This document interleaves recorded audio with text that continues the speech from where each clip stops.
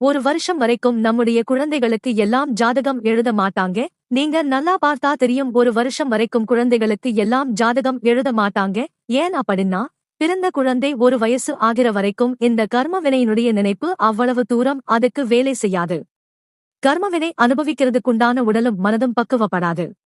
அதனால ஒரு வருஷம் வரைக்கும் ஜாதகம் எழுத மாட்டாங்க. அதை இன்னும் தெளிவா புரிஞ்சுக்கணும்னா, இன்னைக்கு நீங்க பாருங்க, குழந்தை வந்து அழுகுது அப்படின்னா அதுக்கு ஏதாவது காரணம் இருக்கும். உடம்பு சரியில்லை, இல்ல பசிக்குது, ஏதாவது ஒரு காரணம் இருக்கும். ஆனா சில சமயம் பார்த்தீங்கன்னா தொட்டில்ல அப்படியே தூங்கிட்டு இருக்கும். திடீர்னு சிரிக்கும். எப்படி சார் சிரிக்குதுன்னா, ஏதோ ஒரு பூர்வ ஜென்ம வாசம் அதுக்கு ஞாபகம் வருது.